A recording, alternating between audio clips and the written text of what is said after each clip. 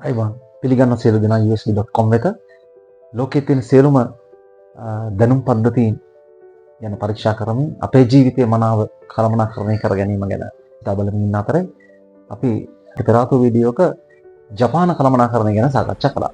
මේ ජපාන කළමනාකරණයේදී අපිට හම්බුණු වැදගත් එක්තරා මොඩල් එකක් තමයි ඉෂිකාවා මොඩල් එක.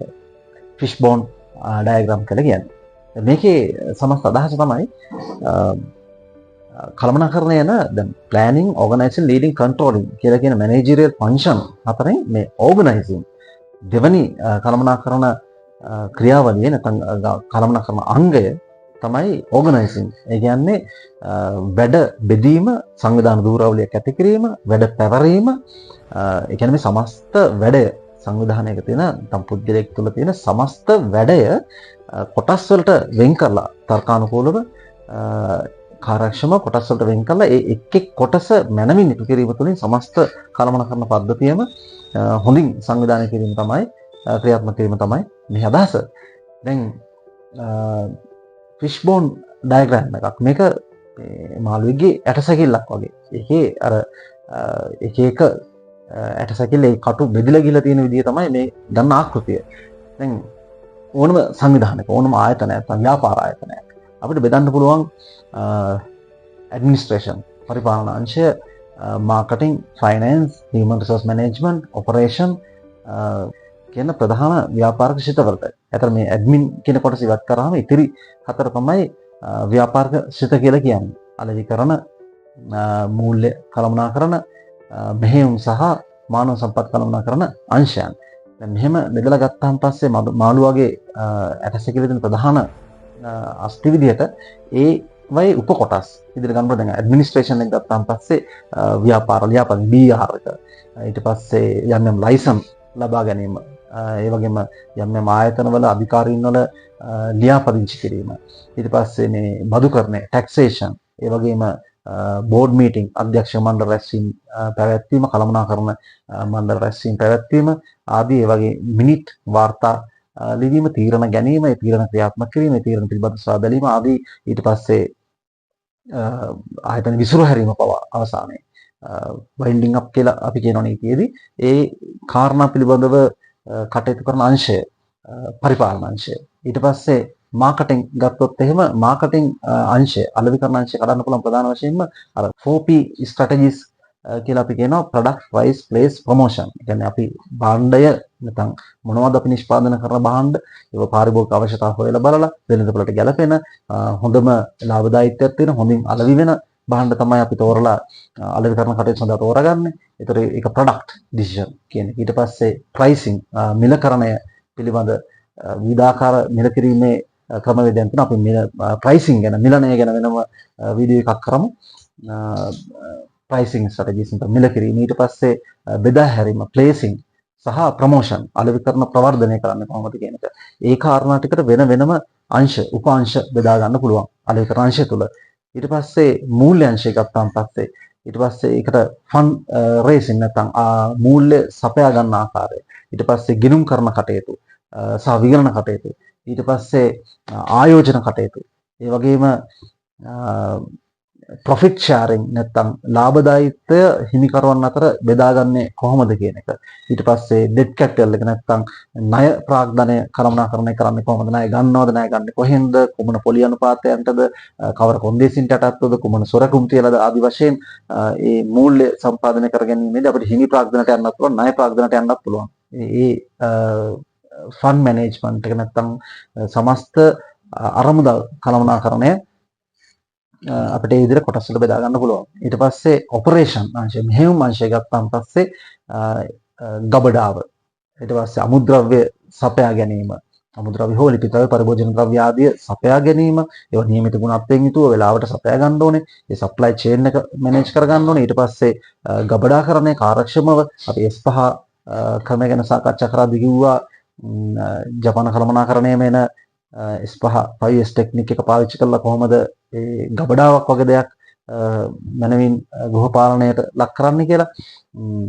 ඒ දේවලුත් භාවිතා කරලා ගබඩාව මනමින් කළමනාකරන. ඊට පස්සේ ගබඩාවේ තියෙනවා වාර්තා, ඔය ස්ටොක් රෙකෝඩ් කාඩ්, බින් කාඩ් සිස්ටම්, ඊට පස්සේ GRN, GIN system, MRN system, ඒවා හරියට කළමනාකරණය කිරීම, ඒ සියල්ල එන්නේ මෙහෙයුම් අංශයට. මෙහෙයුම් කළමනාකරණ යටතේ තමයි ඒවා ක්‍රියාත්මක වෙන්නේ. ඊට පස්සේ වර්ක් ස්ටඩි, වැඩ අධ්‍යයන, time study, research and development, ඒවා තුලින් නව තාක්ෂණික ක්‍රමවේදයන් සොයාගෙන යාම, නිව් ප්‍රොඩක්ට් ඩෙවලොප්මන්ට්, ඊට පස්සේ කාර්යක්ෂමතාවය සහ ඵලදායීතාවය උසස් කරන, සඵලදායීතාවය උසස් කරන නව ක්‍රමවේදයන් පිළිබඳව සොයා බැලීම, ඒ රිසර්ච් ඇන්ඩ් ඩෙවලොප්මන්ට් එකෙන් එනවා. මෙහෙයුම් ක්‍රියාවලියේ කොටසක්. ඊට පස්සේ අපිට සලකා බලන්න පුළුවන් හියුමන් රිසෝස්, නැත්නම් මානව සම්පත් කළමනාකරණ අංශය ගැන කතා කරාම ඒකේ තියෙන්නේ හියුමන් රිසෝස් මැනේජ්මන්ට් ෆන්ක්ෂන්. බඳවා ගැනීමේ සිට සේවා දායකයාගේ නැත්නම් ඒ සේවයේ යෙදෙන තැනැත්තාගේ සේවකයාගේ සේවා ජීව කාලය අවසන් වෙලා ඔහු විශ්‍රාම යනතුරු නැත්නම් ඔහු සේවයෙන් ඉවත් වෙනතුරු ඔහුගෙන් වඩා හොඳ සේවයක් ආයතනයට ගැනීම, සේවකයා පවා සංවර්ධනය කිරීම ආදී සියලු කර්තව්‍යයන් ඇතුළත් වෙලා තියෙන මානව සම්පත් කළමනාකරණ අංශයට. ඒතොර hiring, induction, training, performance evaluation, discipline administration, ඒ වගේම salary, pay management එක, ගෙවීම් කළමනාකරණය, මේ ආදී සියලු දේවල් හොඳම සේවක කණ්ඩායම, හොඳම work force එක ආයතන තුළට ගැනීම සහ ආයතන තුළ ඔවුන් පවත්වාගෙන යාම, තෘප්තිමත් සේවකයෙක්. මාකටිං මැනේජ්මන්ට් අඩවි කළමනාකරණ අංශයේදී අපි සලකා බලනවා තෘප්තිමත් පාරිභෝගිකයෙක් ගැන. ඒ වගේම තමයි මානව සම්පත් කළමනාකරණ අංශයේ තෘප්තිමත් සේවකයෙක් ලබා ගැනීම සඳහා, ඒ අරමුණු ඉටු කර ගැනීම සඳහා මනවින් ඒ අංශ කළමනාකරණය කරන්න ඕනේ. ඒ කළමනාකරණයේදී සංවිධානකරණය අතිශයින් වැදගත්. ඒ සංවිධානකරණය කළ හැකි ක්‍රමවේදයක් තමයි ඊටාම හොඳ අද්දුටුවයි ප්‍රත්‍යක්ෂය. ඒ කියන්නේ ලෝකයේ මේ ෆිෂ්බෝන් ඩයග්‍රෑම් යොදාගෙන ඒ අනුව සංවිධානකරණය කරන හොඳ ප්‍රතිඵල නෙලාගත් අවස්ථා තියෙනවා. දැන් මේකම අපිට සාමාන්‍ය පොදුවේ තියෙන ව්‍යාපාර සංවිධානය ගැන තමයි මම කිව්වේ. එහෙම නැතුව ඕනම ආයතනයක තමන්ගේ තියෙන මාතෘකා ටික 1 2 3 4 5 ආදී වශයෙන් එක එක අංශවලට අරගෙන ඊට පස්සේ ඒවා ඇතුලේ 1 1 1 2 ආදී වශයෙන් බෙදාගෙන ඕන තවදුරටත් ගිහිල්ලා 3 1 1 3 1 2 3 1 3 ආදී වශයෙන් ගන්න පුළුවන්. ඊට පස්සේ තවත් ගන්න පුළුවන් 3 2 2 2 3 2 2 4 3 2 2 6 3 2 2 6 1 3 2 2 6 1 3 ආදී වශයෙන් තාම සූක්ෂමව කොටස් අංශ වෙන් කරගන්න බෙදා ගන්න පුළුවන්. දැන් මම හැමදාම කතා කරන්නේ අපිට ජීවිත පහක් තියෙනවා. අපි මේ ජීවිත පහම එකවර කළමනාකරණය කළ යුතුයි සාර්ථක ජීවිත කළමනාකරණයක් සඳහා කියලා. මොනවාද? පුද්ගලික ජීවිතය, personal life, පෞල් ජීවිතය, family life, වෘත්තීය ජීවිතය, professional life, social life නැත්නම් සමාජීය ජීවිතය, ඒ වගේම ආධ්‍යාත්මික ජීවිතය, spiritual life. දැන් මෙන්න මේ පහට අපේ ජීවිතය වර්ග කරගන්න පුළුවන් ෆිෂ්බෝන් ඩයග්‍රෑම් එකේ මේ ඉෂිකාවා මොඩල් එකේ කොටස් පහකට මේක බෙදාගෙන ඒකෙත් උප කොටස් වලට යන්න පුළුවන්. දැන් පුද්ගලික ජීවිතය ගත්තාන් පස්සේ පුද්ගලික ජීවිතේ නැවත අධ්‍යාපනය, පුද්ගල අධ්‍යාපනය. ඒක විධිමත් හෝ අවිධිමත් කියලා නැවත දැන් එක පුද්ගල ජීවිතය, එකේ එක අධ්‍යාපනය, එකේ එක විධිමත් අධ්‍යාපනය, එකේ එක දෙක අවිධිමත් අධ්‍යාපනය. ඔහොම ගන්න පුළුවන්. ඊට පස්සේ health and hygiene, තමන්ගේ පුද්ගල සෞඛ්‍ය, ෆිට්නස් සෞඛ්‍ය කියන එක වෙනම කතා කරන්න පුළුවන්. තමන්ගේ ව්‍යායාම මාලාව, තමන් ගන්න හැම බීම වර්ග කොච්චර ප්‍රමාණයක් කනවද කියන එක, නියුට්‍රිෂන් ගැන හිතන්න පුළුවන්. ඊට පස්සේ ලෙඩ රෝග නිවාරණය කර ගැනීම සහ ලෙඩ රෝග සුව කර ගැනීම, භෞතික චිකිත්සාව ගැන පවා ඒ හැම දෙයක්ම ගැන හිතලා මේ සෞඛ්‍යාංශය, තමන්ගේ ජීවිතේ සෞඛ්‍යාංශය කළමනාකරණය කරන්න පුළුවන්. ඊට පස්සේ තමන්ගේ පර්සනල් ඉකොනොමි එක, තමන්ගේ ආර්ථිකය, තමන් පෞද්ගලික ආදායම් උපදව ගන්න කොහොමද, තමන් වියදම් රටාව තමන්ගේ කොහොමද, වියදම් රටාව කළමනාකරණය කර ගැනීම, මේ වගේ ගිණුම් තැබීම, පුද්ගල ගිණුම් තැබීම, මේ දේවල් ගැන අපිට කතා කරන්න පුළුවන්. කියන්නේ අපේ ජීවිතේ අපි කොටස් පහකට බෙදලා ඒකෙන් පුද්ගලික ජීවිතය නේ, ඒ පුද්ගලික ජීවිතේත් නැවත මූල්‍ය පැත්තක් නැත්නම් ආර්ථික පැත්තක් වෙනම කොටසක් විදිහට වර්ග කරගෙන අපිට කළමනාකරණය කරන්න පුළුවන්. ඒක තාම හොඳ කාර්යක්ෂම කළමනාකරණ ක්‍රමවේදයක්. ඊට පස්සේ ෆැමිලි ලයිෆ් එක ගත්තාම පස්සේ ෆැමිලි එකේ ෆැමිලි මෙම්බර්ස් වගේ এডুকেෂන් එක, හෙල්ත් එක, ඒ වගේම පවුලේ ආර්ථිකය, ෆැමිලි ඉකොනොමි ගැන අපිට වෙනම හිතලා කළමනාකරණය කරන්න පුළුවන්. ඊට පස්සේ ප්‍රොෆෙෂනල් ලයිෆ් එක ගත්තාම පස්සේ දැන් ලෝය කෙනෙක් ගත්තොත් එහෙම කෝට් වර්ක්ස්, නඩු කටයුතු නැත්නම් කේසස් වලට කටයුතු කේස සම්බන්ධයෙන් කටයුතු කරන ඒවා. ඒක ඇතුළේ තාපව කන්සල්ටේෂන් කරන ඒවා, ඩ්‍රාෆ්ටිං කරන ඒවා, ඊට පස්සේ කෝට් අපියරන්ස් ආගියු කරන ඒවා, ට්‍රයල්ස් කරන ඒවා, ඒවා වෙන වෙනම අරගෙන කළමනාකරණය කරන්න පුළුවන්. ඒ වගේම ලොය කෙනෙක්ට උනත් රිසර්ච් ඇන්ඩ් ඩෙවලොප්මන්ට් වෙනමම අංශයක් විදිහට තමන් හැමදාම රිසර්ච් කරන්න ඕන, අලුත් දේවල් හොයාගෙන යන්න ඕන. ඒ විදිහට වර්ක් කරගන්න. ඊට පස්සේ නොටේරියල් වර්ක්ස් කරනවා නම්, ඊට පස්සේ සෙක්‍රටරියල් වර්ක්ස් කරනවා නම්, එහෙම තමන්ගේ වෘත්තිය කොටස් වලට බෙදාගෙන වර්ක් කරගන්න පුළුවන්. දැන් ડોක්ටර් කෙනෙක් ගත්තා, ડોක්ටරත් තියෙනවා further education, research. ඊට පස්සේ hospital එක, government hospital එක වැඩ කරනවා නම් ඒ කොටස වෙනම, private practice එක කරනවා නම් ඒ කොටස වෙනම. ඊට පස්සේ counseling, psychological counseling වගේ කරනවා නම් ඒ කොටස වෙනම අරගෙන කළමනාකරණය කරන්න පුළුවන්.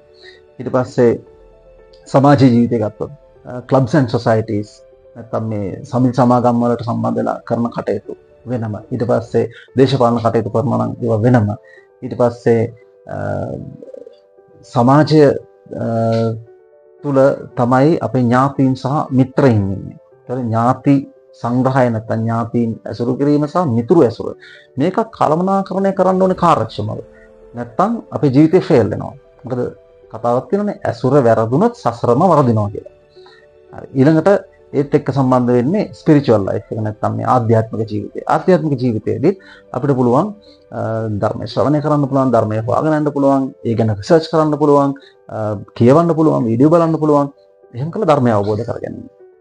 එතනදී ලෞකික අලෞකික දෙපැත්තම, ලෝකෝත්තර පැත්ත ගැන සලකා කටයුතු කරන්න පුළුවන්. ඒ වගේම ලෞකික පැත්ත ගැන බලලා කටයුතු කරන්න පුළුවන්. දැන් ආගමනුකූල ජීවිතයකට පුරු වෙලා පිරිසිදු ජීවිත ගත කිරීම තුළින් තමන්ගේ ලෞකික ජීවිතය ඉතා උසස් සම්දමින් පිරිසිදුව සහ පහසුවෙන් ගත කිරීම පිළිබඳ උනන්දු වෙන්න පුළුවන්. ඒ වගේම අරිය ධර්මයක් නැත්නම් මේ පැවැත්ම අවසන් කළ දුකින් මිදලා නිදහස් වෙන ආකාරය පිළිබඳ හොයලා බලලා කර්ම රැස් වෙන්නේ නැති වෙන විදිහට තමන්ගේ ණය කළමනාකරණයක් කරලා ඒක සසරට තියෙන ණය ගෙවෙන විදිහට තමන්ගේ ණය හිමියන්ට ණය ටික ගෙවලා තමන් අලුතෙන් ණය වෙන්නේ නැතුව හොඳ ණය කළමනාකරණයක් කරලා.